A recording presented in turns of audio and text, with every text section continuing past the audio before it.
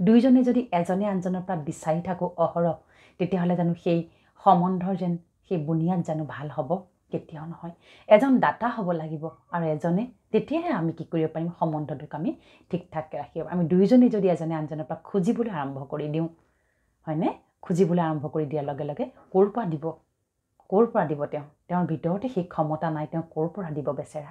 তেওঁ কি লাগে? আকৌ তেওঁ মোক ক'ৰ পৰা দিব? এনেকৈ যদি ভাবোঁ এনেকৈ ভাবিব লাগিব। গতিকে মই এটাই অনুৰোধ কৰিম, যেতিয়া সংসাৰত এনেকুৱা ধৰণৰ সমস্যা আহে, কিবা কিবি আহে, এক্সট্ৰা মেৰিটেল এফেয়াৰ হওক, কিবা বেলেগ ধৰণৰ ঠগ প্ৰবঞ্চনাই নহওক কিয়, বেলেগ সংস্কাৰৰ দ্বাৰা আপুনি আঘাত নাপাওক কিয়, আপুনি মুহূৰ্ততে নিজক শক্তিশালী কৰক। এনেকুৱা কেতিয়াও নাভাবিব যে মই এওঁক ত্যাগ কৰি পেলাই বা মই এইগৰাকীক ত্যাগ কৰি মই বেলেগ ক'ৰবাত কিবা পাম নেকি। আচলতে আমাক বেছি কোনে আকৰ্ষণ কৰে? য'ত আমি সন্মান আৰু মৰম পাওঁ তাৰ প্ৰতি আমি আকৰ্ষিত হ'বলৈ আৰম্ভ কৰোঁ। কিন্তু মই এটা কথা কওঁ, সেই সন্মান আৰু আকৰ্ষণ বহুদিনীয়া হৈ নাথাকে। থাকে জানো সম্বন্ধত? থাকেনে সেই ৰেচপেক্ট আগৰ? থাকেনে সেই নিস্বাৰ্থ প্ৰেম? নাথাকেগৈ। গতিকে যিটো সম্বন্ধ আপুনি সামাজিকভাৱে আপোনাক স্বীকৃতিপ্ৰাপ্ত সম্বন্ধ পাইছে, সেই সম্বন্ধটোকে আপুনি স্বৰ্গৰ দৰে কৰি তোলক, হয়নে? সেইটোৱে আমি বিচাৰোঁ। তেতিয়াহে আপোনালোকৰ পৰা সন্তানে শিকিব আৰু সেই সন্তান কি হ'ব? সুস্থভাৱে আপোনাৰ ঘৰত ডাঙৰ দীঘল হ'ব। আমি যি কৰ্ম কৰোঁ তাৰ সম্পূৰ্ণ প্ৰভাৱ সন্তানৰ ওপৰত পৰে। মাতৃগৰাকী যদি ডিপ্ৰেছ হৈ থাকে, মাতৃগৰাকী যদি অনবৰতে হতাশাত থাকে, তেতিয়াহ'লে কি হ'ব? তেতিয়াহ'লে সেই সন্তানটো লাহে লাহে সিও মন মাৰি থাকিব, তাইও মন মাৰি থকা হ'ব। কাৰণ আমি ইণ্টাৰলিংক হৈ থাকোঁ। আভ্যন্তৰীণভাৱে আমি এজনে আনজনৰ লগত সম্পৰ্কিত হৈ থাকোঁ। বহু পুণ্য, বহু ভাল কৰ্মৰ বলত আমি সংসাৰ পাওঁ, সন্তান পাওঁ। আমি খুব ভাল কৰ্মৰ বলত এটা পৰিয়াল পাওঁ, নহয় জানো? গতিকে এজনৰ বিকৰ্মৰ বাবে যেন গোটেই পৰিয়ালটো আমি ধূলিসাৎ নকৰোঁ। এজনৰ বিকৰ্ম হৈছে হওক কোনোবা এজনৰতো বেমাৰ হ'ব পাৰে পৰিয়ালটোত, তেওঁক আমি আঁকোৱালি ল'ব লাগিব। আমি তেওঁক সেই মৰম চেনেহৰে আমি আকৌ উভতাই আনিব লাগিব। ক'লৈনো যাব? ঘৰ দুৱাৰ এৰি পেলাই আকৌ ঘৰলৈকে ঘূৰি আহিব। গতিকে ইমান শ্ৰেষ্ঠ ভাৱনা, ইমান শ্ৰেষ্ঠ যদি আমি বিচাৰ ৰাখোঁ, তেতিয়াহ'লে কি হ'ব জানেনে? আপোনাৰ শক্তিশালীভাৱে আপুনি ইমান শক্তিশালী হ'ব, আপুনি চাব লাহে লাহে সকলোৰে যিবিলাক বিকৰ্ম বা যিবিলাক দুখ, যাৰ যেনেকুৱা ধৰণৰ স্বভাৱ সংস্কাৰ আছে, সেইবিলাকৰ প্ৰতি আপোনাৰ বৰ বেছি বেয়া দৃষ্টি নাযাব। লাহে লাহে আপুনি গ্ৰহণ কৰি ল'ব। কাৰণ আপুনি জানিব, আপোনাৰ বিশ্বাস থাকিব যে তেওঁ অবাতে গৈ আছে, তেওঁনো ক'লো কিমান দিননো যাব, আকৌ ঘৰলৈকে ঘূৰি আহিব। গতিকে আৰু কেইটামান যিকেইটা আমি ৰাতিপুৱা নিজে নিজক সদায় মন বুদ্ধিক ক'ব লাগে। কি ক'ব লাগে? আৰু কেইটামান কথা ক'ব লাগে, যেতিয়া মন বুদ্ধি আকৌ যেতিয়া বেছি মন বুদ্ধিক আমি উৎসাহিত কৰি থাকিব লাগে। এতিয়া যেতিয়া আপোনাৰ কাৰোবাৰ সম্বন্ধৰ কাৰণে কিবাৰ কাৰণে যেতিয়া মন বুদ্ধি বেয়া হয়, তেতিয়া কি হয় জানেনে? আমি এনেকুৱা লাগে যেন চবফালে সকলো বেয়া হৈ গ'ল, চব বন্ধ হৈ গ'ল। তেতিয়া কোনোবাই উৎসাহ দিলেও আমি খুব সোনকালে উৎসাহিত নহওঁ, নিৰুৎসাহী হৈ যাওঁ। গতিকে মই আৰু এটা অনুভৱ শ্বেয়াৰ কৰিব বিচাৰিছোঁ এইখিনিতে। আৰু এটা ফোন কলছ আহিছিল, এগৰাকী স্বামীৰ আহিছিল যে তেওঁ কৰ্মসূত্ৰে তেওঁ গাড়ী চলায়, কেব চলায়, আৰু তেখেতৰ পত্নীয়ে তেখেত নথকাৰ সুযোগ লৈ বিভিন্ন মানুহৰ লগত তেওঁৰ সম্পৰ্কত থাকে বুলি তেওঁ পিছত গম পালে। আৰু গম পোৱাৰ পিছত তেওঁ মানসিকভাৱে বৰ হতাশাগ্ৰস্ত হ'ল। কি কৰিম কি নকৰিম? তেওঁ নিজৰ পত্নীক, নিজৰ সন্তানক খুব বেছি ভাল পায় গভীৰভাৱে, আৰু কৰ্মসূত্ৰে তেওঁ বাহিৰত থাকিবলগীয়া হয়। গতিকে তেওঁ যেতিয়া সেইবোৰ গম পালে, তেওঁ অকণমান মানসিকভাৱে তেওঁ বৰ বেছি ভাগি পৰিলে। আৰু মোক এদিন ফোন কৰিছিলে, কৰি পেলাই ক'লে যে মই কি কৰিম? মোৰ মানে এনেকুৱা লাগিছে যেন মোৰ আৰু জীৱনটো আচলতে কোনো অৰ্থই নাই, যাৰ কাৰণে মই ইমান কৰি আছিলোঁ, তেওঁ আজি এনেকুৱা কৰি আছে, মোৰ পিছত মই গম নাপাওঁ।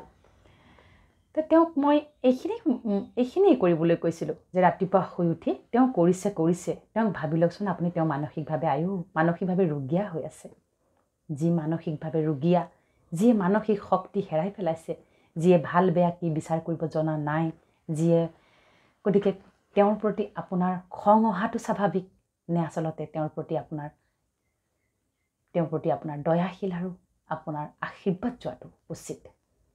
আশীৰ্বাদ দিব লাগিব। তেতিয়া তেওঁ কৈছিল যে কেনেকৈ আশীৰ্বাদ দিওঁ? মোক ইমান বেয়াকৈ তেওঁ ঠগি আছে, মই আশীৰ্বাদ কেনেকৈ দিম? সেইটোতে আমাৰ আচলতে ভুল হৈ যায়। সেইখনতে আমাৰ ভুল হৈ যায়। সম্বন্ধ মানে জানো কেৱল পোৱা, বাৰু মই সম্বন্ধত আহিলোৱেই, মোৰ পতি পত্নী হিচাপে কাৰোবাক পালোৱেই, তাৰ অৰ্থটো এইটো নহয় যে তেওঁ মোৰ মতে থাকিবলৈ মই যি বিচাৰোঁ তাকেই পাব লাগিব। তেওঁতো বহু কৰ্মৰ ফোল্ডাৰ লগত লৈ আহিছে, সেইবিলাকেতো এতিয়া খোল খাব। এই পৃথিৱীত কোনো মনুষ্যৰ গাত কোনো দুখ নাই, সকলোৱে নিজৰ কৰ্মৰ পাৰ্ট বজাই আছে। এনেকৈ যদি আমি ভাবি লওঁ তেওঁ সেইটো পাৰ্ট বজাই আছে বেচেৰি, উপায় নাই, তেওঁৰ হাততো কোনো ধৰণৰ উপায় নাই, তেওঁ সেই পাৰ্ট বজাবই লাগিব, কাৰণ তেওঁ কাৰ্মিক একাউণ্ট সূত্ৰে সেই কৰ্ম ফোল্ডাৰ লগত লৈ আহিছে।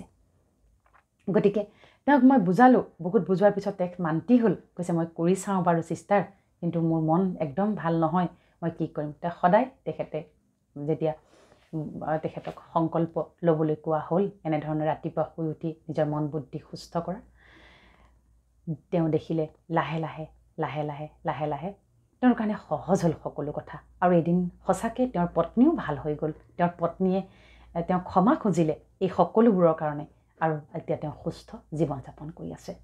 কোৱাৰ ভাৱাৰ্থ এইটোৱেই যে ৰাতিপুৱা শুই উঠি সেইবাবে নিজক শক্তিশালী কৰক, কাৰোৰে মুখ চোৱাৰ আগত নিজৰ মুখখন চাওক, নিজক প্ৰেম কৰক। কিয় জানেনে, আমি ক'ৰবাত লোকক প্ৰেম কৰিব গৈ গৈ নিজৰ লগত প্ৰেম কৰাটো পাহৰি গ'লোঁ। আনৰ কেন্দ্ৰিক হৈ থাকোঁতে নিজৰ মন বুদ্ধিক নিজক চাবলৈ পাহৰি গ'লোঁ। নিজক যেতিয়া আইনাৰ সন্মুখত দেখোঁ এনেকুৱা লাগে যে কি ভয়ংকৰ এটা যেন নিজকে ৰোগীয়া যেন অনুভৱ হোৱা হ'ল। সেইবাবে শুই উঠিয়ে কওঁ যে ৰাতিপুৱা শুই উঠি আইনাৰ সন্মুখত নিজকে চাওক, হাঁহক নিজে নিজক চাই পেলাই, আৰু সদায় ক'ব মই সৌভাগ্যশালী, মোৰ দৰে ভাগ্যৱান এই পৃথিৱীত আৰু কোনো নাই, মই যেনেকুৱাই মই বহুত ভাল, মই শ্ৰেষ্ঠ, মই ঈশ্বৰ আল্লাহ গড ভগৱান পৰমাত্মাৰ সন্তান, মোৰ মন বুদ্ধি পবিত্ৰ, মোৰ মনত কাৰোৰে প্ৰতি আক্ষেপ নাই, যোনে যি কৰি আছে সেয়া তেওঁৰ কৰ্মৰ পাৰ্ট, মই সকলোকে ক্ষমা কৰি দিছোঁ, মোৰ কাৰোৰে প্ৰতি কোনো আক্ষেপ নাই। যিসকল আত্মাই আপোনাক ডিষ্টাৰ্ব দি আছে বা যিসকল মনুষ্যৰ পৰা প্ৰব্লেম পাই আছে তেওঁলোককো আপুনি স্মৰণ কৰি ক'ব তোমালোকে এই বিকৰ্মৰ পৰা উদ্ধাৰ হোৱা, তোমালোকৰ সকলো ঠিক হওক, তোমালোকে দহো দিশে উন্নতি কৰা, মোৰ তোমালোকৰ প্ৰতি কোনো আক্ষেপ নাই, কেৱল তোমালোকৰ প্ৰতি মোৰ দয়া কৰুণা আৰু আশীৰ্বাদ আছে, আজীৱন থাকিব। এনেকৈও ক'বচোন, দেখিব আপুনি লাহে লাহে লাহে লাহে আপুনি সলনি হ'ব, নিজে নিজৰ লগত মগন হ'বলৈ আপোনাৰ আৰম্ভ। তাৰমানে ৰাতিপুৱা শুই উঠি মন বুদ্ধিক আপুনি যিয়েই দিব, মন বুদ্ধিয়ে তাৰ ওপৰত কাম কৰিবলৈ আৰম্ভ কৰি দিয়ে। একেবাৰে সত্য কথা এইটো। শুই উঠি সেইবাবে আমি কি কণ্টেণ্ট দিছোঁ, কি ধৰণৰ আমি বাক্য কৈছোঁ, কি চিন্তন প্ৰথমবাৰ কৰিছোঁ, সেইবাবে শুই উঠিয়ে বিচনাখন ত্যাগ কৰোঁতেই লগে লগে ক'ব মই মাষ্টাৰ শক্তিশালী, মই জ্ঞানী, মই সৌভাগ্যশালী, মই শান্ত, মই নিৰোগী, মই নিৰ্বিকাৰী, মই পবিত্ৰ, মই পবিত্ৰ। পবিত্ৰতা হৈছে এটা সাংঘাতিক এনাৰ্জেটিক ৱৰ্ড। পবিত্ৰতা মানে কি, সকলো পবিত্ৰতা, মোৰ মন বুদ্ধিত কাৰোৰ প্ৰতি কোনো ধৰণৰ আক্ষেপ নাই, মোক কোনোবাই ঠগিছে, মোক কোনোবাই বেয়াকৈ কৈছে, একো নহয়, সেয়া তেওঁৰ সংস্কাৰ, তেওঁৰ ভাগ্য, একো নহয়, আয়ুদেহী তেওঁ ভাল হওক, সোনকালে তাৰ পৰা মুক্ত হওক, মোৰ কোনো লেনদেন নাই তাৰ লগত, হয়নে? সদায় নিজৰ লগত লেনদেনটো ক্লিয়াৰ কৰক প্ৰথমতে, আনৰ লগত নহয়। আনেতো কৈ থাকিব, আনেতো কৈ থাকিব, কোৱা বাঢ়ি যাব, আনে তিৰস্কাৰ কৰি থাকিব, অপবাদ কৰি থাকিবলৈ দিয়ক, সেয়াটো আমি ৰখাব নোৱাৰোঁ। কিন্তু কৰি যিমান বাঢ়ি যাব সিমানে যেন আপুনি আপোনাৰ মন বুদ্ধি যেন চাপ নপৰে, তাৰ প্ৰতি আপুনি সতৰ্ক হ'ব লাগিব। এতিয়া আমি প্ৰতিক্ষণত নিজকে সতৰ্ক কৰি ৰখাৰ সময় সমাগত, যাতে বেলেগৰ কথা বতৰা যাতে আমাক ডিপ্ৰেশ্যনলৈ লৈ নাযায়, বেলেগৰ কথা বতৰা ব্যৱহাৰ সংস্কাৰ তিৰস্কাৰ যিয়েই নহওক, ঠগ প্ৰবঞ্চনাই যেন আমাক মোহাৰি পেলাব নোৱাৰে, ভাঙি পেলাব নোৱাৰে, তাৰ প্ৰতি আমি ইমান সতৰ্ক হোৱাৰ সময় এতিয়া সমাগত। কাৰণ আমি নিজে নিজক দুখ নিদিওঁ, অন্যই দুখ দিয়ে, তেনেকুৱা ধৰণৰ এটা ভুল বিশ্বাসত আমি চলি আছোঁ। আচলতে অন্যই কাকোৱে ভাঙিব নোৱাৰে, নিজে নিজক আমি ভাঙি আছোঁ। কেনেকৈ ভাঙি আছোঁ তেওঁ ক'লে, তেওঁৰ কাম আছিল কোৱা। ভাবি লওক এখন ৰংগমঞ্চ চলি আছে, আপোনাৰ স্বামীৰ পাৰ্টটো হৈছে আপোনাক ঠগাৰ, বা আপোনাৰ পত্নীৰ কামটো হৈছে আপোনাক ঠগাৰ, বা অন্যান্যসকলৰ কাম হৈছে আপোনাক প্ৰবঞ্চনা কৰাৰ, আপোনাক তিৰস্কাৰ কৰা, আপোনাক অপবাদ কৰা, আপোনাক টানা তললৈ টানি অনা, আপোনাক ওপৰলৈ উঠিব নিদিয়া, ঈৰ্ষা জ্বালা যন্ত্ৰণা এইবিলাক আপোনাক কৰি আছে। আপুনি এটা ইমাজিন কৰকচোন, কল্পনা কৰকচোন, আপুনি ছাপ'জ এখন থিয়েটাৰৰ ৰংগমঞ্চত আছে, একদম পূৰ্ণ জোৰত থিয়েটাৰ চলি আছে, থিয়েটাৰত আপুনি হিৰোইন হয়, আপুনি হিৰো হয়, আপোনাৰ সন্মুখলৈ বহুত প্ৰত্যাহ্বান আহিছে। কোনোবাই আপোনাক বহুত বেয়াকৈ কৈ থৈ গুচি গৈছে মুখৰ সন্মুখতে, কোনোবাই আপোনাক পিছফালৰ পৰা বেকবাইটিং কৰিছে, বহুত বেয়াকৈ পিছফালৰ পৰা আপোনাক ঈৰ্ষা জ্বালা যন্ত্ৰণা পঠাইছে।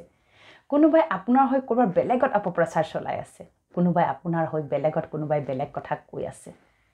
কিন্তু আপুনি হিৰো আৰু হিৰোইন, আপুনি কি কৰিব সেই সময়ত? সকলো প্ৰত্যাহ্বানক নেওচি আপুনি নিজৰ যিটো আমাৰ হিৰো, যিটো আমাক যিহেতু চিনেমাখন বা জীৱনৰ আমি হিৰো হিৰোইন হৈ থাকিব লাগিব। সকলো প্ৰত্যাহ্বানক নেওচি মই যেন জিকি গ'লোঁ, মই বিজয়ী হওঁ, সেই ভাৱনা আমি দেখাব পাৰিব লাগিব। তেতিয়াহে আমি হিৰো হিৰোইন বুলি কোৱা যাব। নহ'লেতো সদায় দেখোন ভিলেইনৰ ঠাইতে আমি থাকিব লাগিব, হয়নে? গতিকে এটা কথা সদায় মনত ৰাখিব, আপুনি যদি হিৰো আৰু হিৰোইন হয়, আপোনাৰ পিছত কিন্তু ভিলেইনৰ সংখ্যা ক্ৰমাগতভাৱে বাঢ়ি যাব। সেইটোৰ প্ৰতি কিন্তু আপুনি সতৰ্ক আৰু আপোনাৰ এটেনশ্যন থাকিব লাগিব। গতিকে এয়া হৈছে জীৱন। আপুনি ভাবি লওক, প্ৰতিটো মুহূৰ্ততে আপুনি ৰংগমঞ্চত আপুনি কৰ্ম কৰি আছে। আপুনি এখন লাইভ থিয়েটাৰত আপুনি পাৰ্ট বজাই আছে। আপোনাৰ কি পাৰ্ট থাকে? আপুনি এগৰাকী সন্তানৰ মাতৃ হিচাপে আপুনি সদায় নিজৰ সঠিক পাৰ্ট বজাওক। এগৰাকী স্বামী হিচাপে সঠিক পাৰ্ট বজাওক।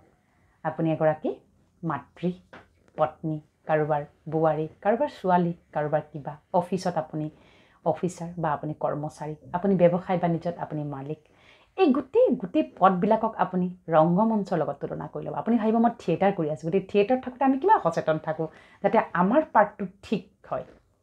আমি যেন কৰা প্ৰতিটো এক্টিঙৰ বিনিময়ত যেন আমি হাত তালি পাওঁ সকলোৰে পৰা, আমি আশা কৰোঁ ন। সেইবাবে ভিলেইনগৰাকীক ভাল নাপায় মানুহে, হিৰো বা হিৰোইনগৰাকীৰ প্ৰতি বেছি মানুহ আকৰ্ষিত হয়। গতিকে মই জানো আপুনি আপোনাৰ জীৱনৰ হিৰো আৰু হিৰোইন, আপুনি হিৰো আৰু হিৰোইন।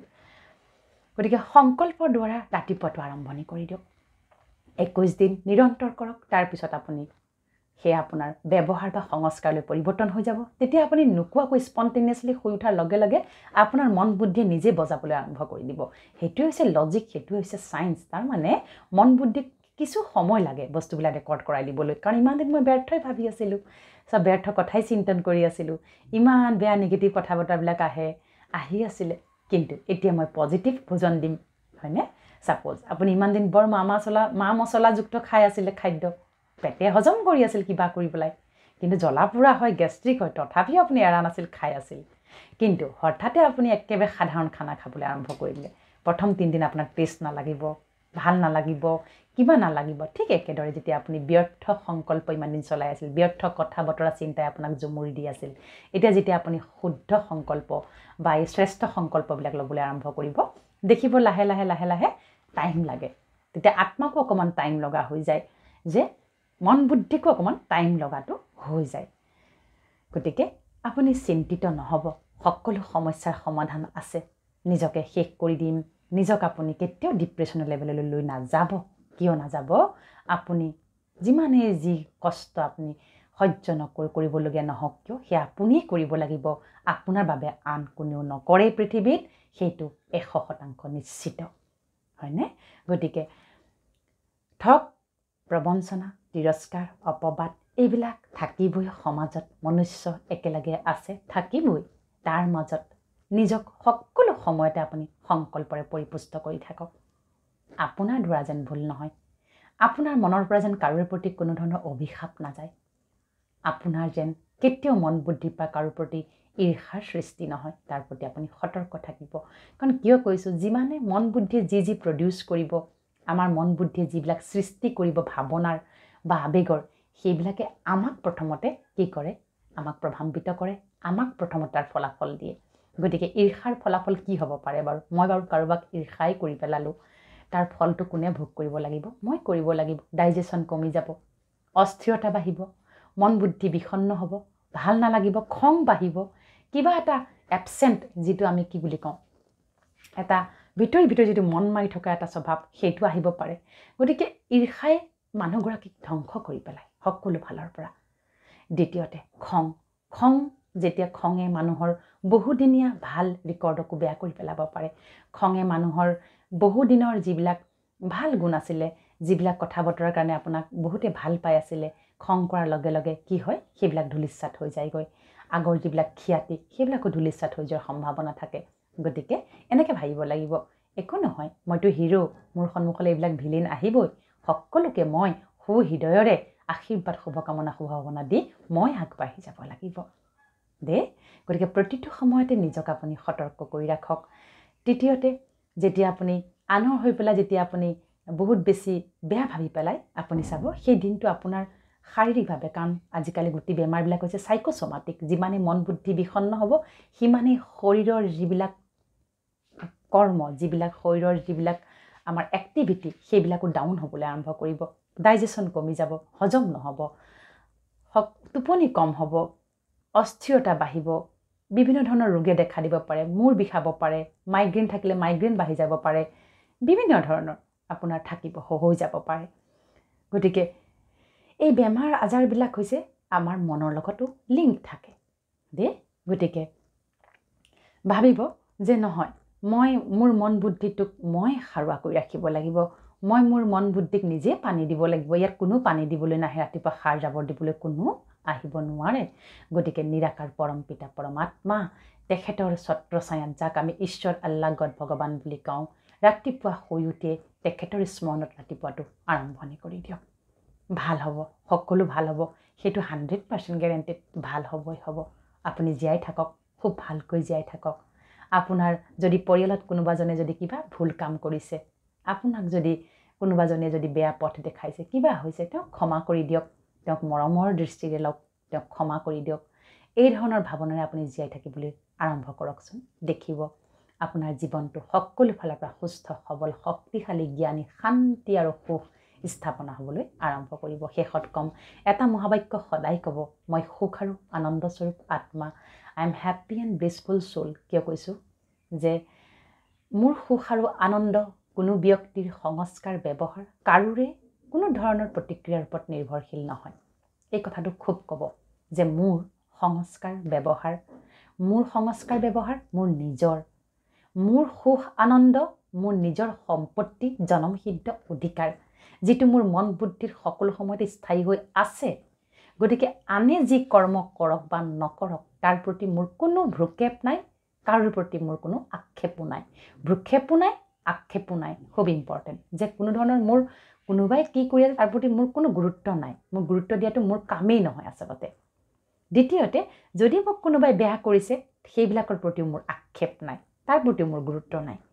গতিকে নিৰাকাৰ পৰমাত্মাই কয় গ্লানি আৰু গায়ন, নিন্দা আৰু স্তুতি। তাৰমানে কোনোবাই আপোনাক বহুত নিন্দা কৰিছে, তেওঁক আপোনাৰ মানসিক আশীৰ্বাদৰ বেছি প্ৰয়োজন।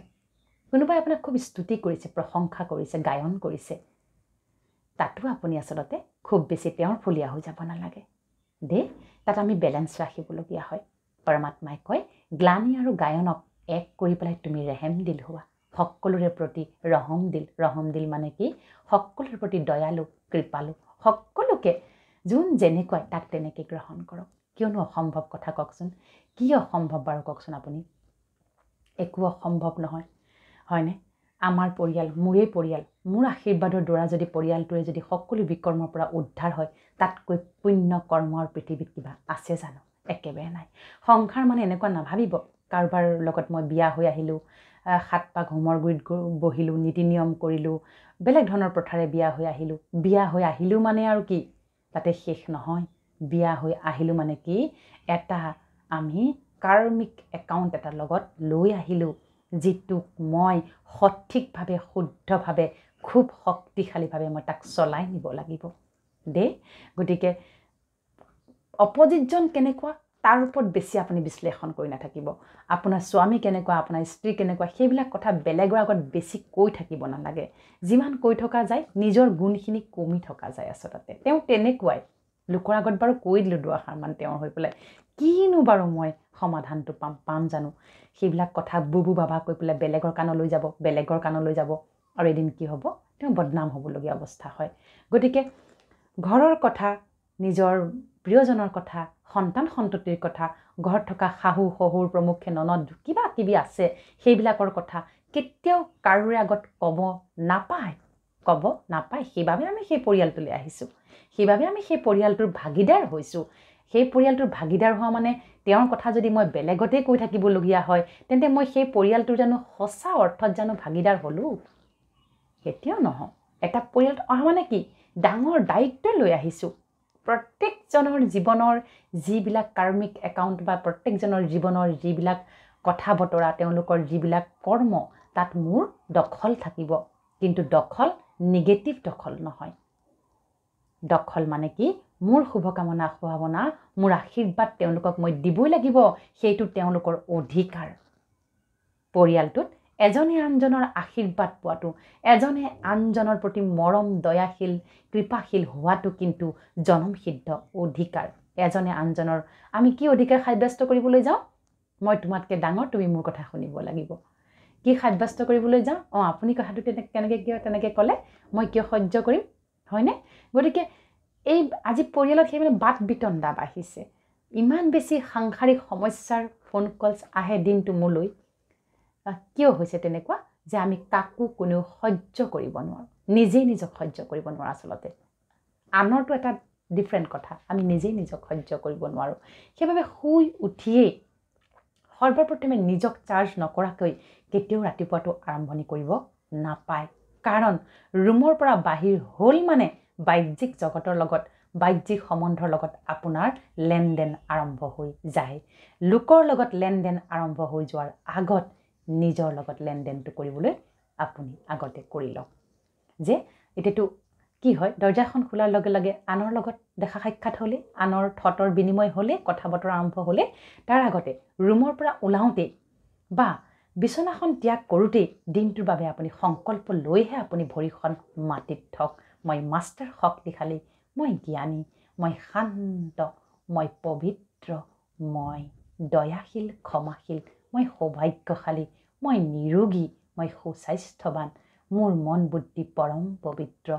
মোৰ কাৰোৰে প্ৰতি কোনো ধৰণৰ বেয়া ভাৱনা নাই কাৰোৰ প্ৰতি মোৰ কোনো আক্ষেপো নাই ভ্ৰক্ষেপো নাই মই শ্ৰেষ্ঠ মই যেনেকৈ মই মোৰ বাবে শ্ৰেষ্ঠ আজিৰ দিনটোত মই কাৰোৰে কথা বেয়াকৈ নকওঁ নুশুনো নাচাওঁ আৰু নাভাবোঁ মই নিজেই নিজৰ ওপৰত কণ্ট্ৰল ৰাখিম মোৰ মনে ভাবিবলৈ আৰম্ভ কৰিলেও মই নিজে নিজক ৰখাই দিম এয়া হৈছে নিজে নিজৰ লগত লোৱা সংকল্প যিমানে আনৰ পৰা আপুনি অকণমান আঁতৰি থাকিব আনৰ কথা বতৰাৰ পৰা আপুনি যিমানে আঁতৰি থাকিব সিমান মন বুদ্ধি আপোনাৰ এটা বেলেগ দিশত শক্তিশালী হ'বলৈ আৰম্ভ কৰিব গতিকে আহকচোন এই সম্বন্ধৰ টনা আজোৰাৰ পৰা অলপ নিজক সময় দিওঁ ৰাজযোগ মেডিটেশ্যন কৰক আপোনাৰ ঘৰৰ আশে পাশে নিশ্চয় প্ৰজাপিতা ঈশ্বৰীয় ব্ৰহ্মা কুমাৰী বিশ্ববিদ্যালয়খন আছে তাত গৈ আপুনি অনতিপলমে বিনামূলীয়াকৈ ৰাজযোগ মেডিটেশ্যন ধ্যান তপস্যাটো আপুনি শিকি লওক মই আকৌ ক'ম এই মাধ্যমৰ দ্বাৰা এই তপস্যা শিকিবলৈ আপুনি একো পৰিত্যাগ কৰিব নালাগে কেৱল আপুনি জীৱনৰ আধা ঘণ্টা বা এঘণ্টা সময় লৈ নিৰাকাৰ পৰমাত্মাৰ ওচৰত গৈ বহিব লাগে ভগৱানৰ ঘৰলৈ যাবলৈ জানো আমি কেতিয়াবা বিতুষ্ট হ'ব পাৰোঁ হয়নে নোৱাৰোঁ কাৰণ তাত টিচাৰ থাকে সেই টিচাৰে আপোনাক শিকাব 21 দিন আপুনি নিৰন্তৰ যাওক যেতিয়া আপুনি তপস্যাটো শিকি ল'ব আপুনি ঘৰতে প্ৰেক্টিছ কৰক ঘৰতে সকলো কৰক দেখিব আপোনাৰ জীৱনৰ পৰিৱৰ্তন হ'বই হ'ব গতিকে নিজক বচাই ৰাখক সকলো নিগেটিভিটিৰ পৰা নিজক বচাওক কেনেকৈ বচাব ৰাতিপুৱা শুই উঠি ক'ব মই মাষ্টাৰ শক্তিশালী মই কেতিয়াও বেয়া কথা নুশুনো নকওঁ নাচাওঁ মই কাৰোৰে বেয়া কথা নুশুনো মোক কোনোবাই ক'বলৈ আহিলেও মই কায়দা কৰি নিজে তাৰ পৰা আঁতৰি দিম নুশুনো শুনাটো পাপ পৰমাত্মাই কয় কোৱাটোতো মহাপাপ শুনাটো পাপ গতিকে আহকচোন আমি এই আদৰ্শৰে এই নিদৰ্শনৰে আমি আমাৰ ঘৰখন স্বৰ্গ মঠ মন্দিৰ মছজিদ গীৰ্জা নামঘৰ গুৰুদ্বাৰে এনেকুৱা ধৰণৰ এখন তীৰ্থস্থানলৈ ৰূপান্তৰিত কৰোঁ সদায় ঘৰখনৰ হৈ ৰাতিপুৱাই ক'ব মোৰ এই ঘৰখন স্বৰ্গ মোৰ এই ঘৰখনত সম্পূৰ্ণ পজিটিভ বাতাৱৰণে বিৰাজ কৰে মোৰ এই ঘৰখনত স্বয়ং ঈশ্বৰ আল্লাহ গড ভগৱানে শক্তি দি আছে ওপৰৰ পৰা কিৰণ দি আছে মোৰ এই ঘৰখন তীৰ্থস্থান মোৰ এই ঘৰখনৰ ভিতৰত মই কেতিয়াও আনৰ নেগেটিভ চৰ্চা নকৰোঁ মই মোৰ এই ঘৰখনত কেতিয়াও আনৰ নিন্দা নকৰোঁ মই মোৰ এই ঘৰখনত কেতিয়াও অবাঞ্ছিত হুলস্থুলীয়া পৰিৱেশৰ সৃষ্টি নকৰোঁ মই মোৰ ঘৰখনৰ ভিতৰত কেতিয়াও খংৰাগ নকৰোঁ তৰ্কাতৰ্কি যুক্তি তৰ্ক নকৰোঁ মোৰ এই ঘৰখন শান্ত শান্তিৰে বিৰাজ কৰি আছে আৰু মোৰ ঘৰখনৰ কোনে কোনে শান্তিৰ প্ৰকম্পন বিৰাজ হৈ আছে এনেধৰণে যদি আমি সংকল্পবিলাক লৈ থাকোঁ, লাহে লাহে ঘৰখনে তীৰ্থস্থানলৈ ৰূপান্তৰিত হ'ব। সেইখন ঘৰত থকা প্ৰতিটো মনুষ্যৰ মন বুদ্ধি ফৰকাল হ'ব, শক্তিশালী হ'ব, ভাল লাগিব। ঘৰৰ সকলোৰে মাজত মিলা প্ৰীতি বাঢ়িব, সকলোৰ লগতে এটা আত্মিক সম্বন্ধ স্থাপনা হ'ব। এতিয়া আমি শৰীৰটো শৰীৰ সম্বন্ধটো এটা কেৱল ৰাখি থৈছোঁ। মই অমুকৰ তমুক, মই তমুকৰ তমুক, সেই হিচাপে আমি ৰোল প্লে' কৰি আছোঁ। মই যদি কাৰোবাৰ ঘৰৰ বোৱাৰী, মই বোৱাৰী হিচাপে ৰোল প্লে' কৰি আছোঁ। যিখিনি কৰিব লাগে কৰি আছোঁ, কিন্তু আৱেগিকভাৱে বা আত্মিকভাৱে নাই কৰা। যদি মই কাৰোবাৰ ঘৈণী হিচাপে কামখিনি কৰি, কাৰোবাৰ মাতৃ নহয়, দায়িত্ব যদি আপুনি কেৱল শাৰীৰিকভাৱে পালন কৰি থাকে, সেই দায়িত্বই কেতিয়াও ভাল ফলাফল দিব নোৱাৰে। দায়িত্ব সম্পন্ন কৰিব লাগিব আত্মিকভাৱে, মন আৰু বুদ্ধিক সমৰ্পণ কৰিব লাগিব। সেইভাৱে পৰমাত্মাৰ মহাবাক্য সকলোৰে প্ৰতি এক হ'বা, বিভিন্নতা নানিবা। নিজৰ মন বুদ্ধিত যিমান বিভিন্নতা আনিবা, সিমানেই তুমি ঢোকা খাবা। সেই যিটো শাৰীৰিকভাৱে, সেইবাবে আমি যে ঢোকা খাওঁ আজিকালি সম্বন্ধত কি হৈছে, আমি কেৱল শৰীৰটো শৰীৰ এটা সম্বন্ধ স্থাপনা কৰি ৰাখোঁ, বা যাৰ যি লগত যি সম্বন্ধ সেইটো হিচাপে দায়িত্ব পালন কৰি থাকোঁ। নহয়, আত্মিকভাৱে মই সকলোৰে প্ৰতি সদা দয়াশীল, মই সকলোৰে প্ৰতি কল্যাণকাৰী, মোৰ বাবে সকলোৱে সমান, সকলোৰে ভাল হওক, সকলোৱে কাৰোৰ প্ৰতি বিশেষ, কাৰোবাৰ প্ৰতি কম। এইবিলাক কৰোঁতে কি হয়, আমাৰ মন বুদ্ধি শক্তি হেৰাই পেলাই এনেকুৱা হৈ যায়গৈ, কাৰ প্ৰতি কি কৰিম এতিয়া, এনেকুৱা ধৰণৰ আমাৰ আহি যায়। গতিকে সকলোৰে প্ৰতি এক হওক। আপুনি যিমানে সকলোৰে প্ৰতি এক হ'ব, দেখিব আপোনাৰ মন বুদ্ধি বহুত শক্তিশালী হ'ব। সৰু সৰু কথাত বিচলিত নহ'ব। যিকোনো পৰিস্থিতি আহিলে মন বুদ্ধিয়ে আপোনাক হেল্প কৰিব, সহায় কৰিব, ট্ৰিগাৰ কৰিব, ৰৈ যোৱা, তুমি শক্তিশালী, তুমি পাৰিবা। গতিকে আপোনাৰ ভিতৰতে আপোনাৰ প্ৰিয় বন্ধুজন বহি আছে, যাৰ নামেই হৈছে মন আৰু বুদ্ধি। গতিকে মন বুদ্ধিক আপুনি ৰাতিপুৱা শুই উঠি তেওঁ বিচৰা ভোজন দিয়ক, আপুনি বিচৰা ভোজন নিদিব দেই। মন বুদ্ধি বিচৰা ভোজন দিয়ক, সংকল্প দিয়ক, শুদ্ধ সংকল্প দিয়ক। দেখিব 21 দিনত আপোনাৰ জীৱন পৰিৱৰ্তন হ'ব, আংশিক পৰিৱৰ্তন হ'ব, আৰু গোটেই জীৱনটো আপুনি সংকল্পৰ এনাজৰিৰে আপুনি চলিবলৈ আৰম্ভ কৰক। এইখিনিতে কওঁ, অতি সোনকালে এই সংকল্পৰ ওপৰত মই এখন কিতাপ লিখি আছিলোঁ আপোনালোকলৈ বুলি। সেই কিতাপখন মই অনতিপলমে প্ৰকাশ কৰিম। গতিকে মই প্ৰকাশ কৰাৰ শেষৰ ফালে আপোনালোকলৈ নিশ্চয়কৈ কিতাপখন আগবঢ়াম। গতিকে আপোনালোকৰ আশীৰ্বাদ, আপোনালোকৰ শুভেচ্ছা মই সদায় কাম্য কৰোঁ। আপোনালোকৰ জীৱনটো গোলাপৰ দৰে, পদুমৰ দৰে জিলিকি উঠক। আপুনি সুখ শান্তি আনন্দ শক্তি প্ৰাপ্তিৰে ভৰপূৰ হৈ থাকক। মানসিকভাৱে আপুনি সুস্থ সবল আৰু সদায় শক্তিশালী হৈ থাকক, তাৰে কামনাৰে। ওম শান্তি। ধন্যবাদ।